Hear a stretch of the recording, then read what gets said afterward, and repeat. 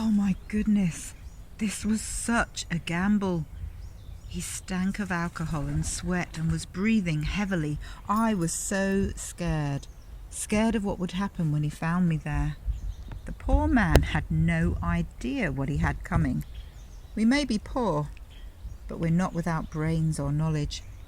People so often only see what's presented on the outside. You see, Naomi had worked out a plan. It was legitimate, but daring and scary, and I was the one who had to execute it. And I did. Oh my word, doubting thoughts swirled perilously in my head that day. Could I really trust her? Naomi, I mean, really? She had everything to gain, and I had everything to lose. This plan was on another level. Make myself available, not only that, but openly? I still wonder what Marlon would have made of it. Is this kind of behaviour really permitted in this culture? I'd thrown my all in with Naomi, but was she right? Was this plan a step too far?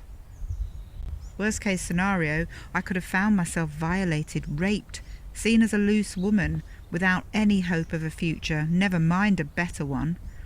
Wasn't his mother, God rest her soul, Rahab, the prostitute from Jericho? I'm sure I heard some of the other women whispering. I could have lost everything, not that I had a lot to lose. I was so scared. It's been a long time since I've dressed properly as a woman, not to mention perfume. Naomi insisted I put my most sexy clothes on, as if I was trying to seduce the man. You know, he's old enough to be my father. Not only that, but she'd told me to go and lay at his feet in the dead of night when the party had died down, as if that wasn't inviting trouble. It could have been devastating. To me. I had good reason to be scared, to be anxious. I was petrified. My thoughts were ripping me apart. He is a well-respected man, a powerful man. How would he use his power? And he's reported to be a righteous and God-fearing man. But then, he's a man, and I am a woman with no status.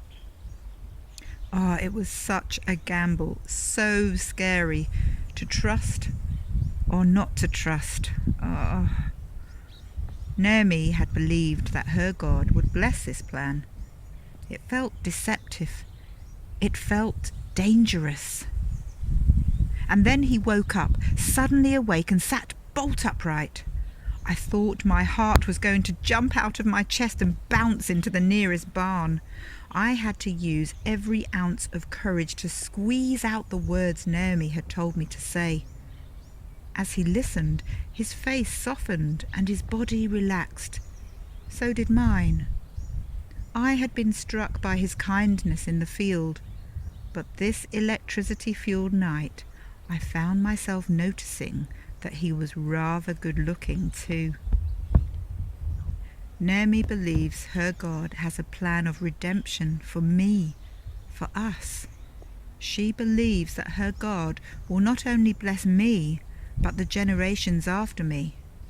I'm still learning to trust her God, but I do trust Naomi. She really pushed me to my limits this time, I think. But I guess I trust in her God too. Now I'm daring to hope, daring to dream of a future where I can take a step forward and not look back. I am Ruth. My past and my background don't define me. Let's see what tomorrow brings.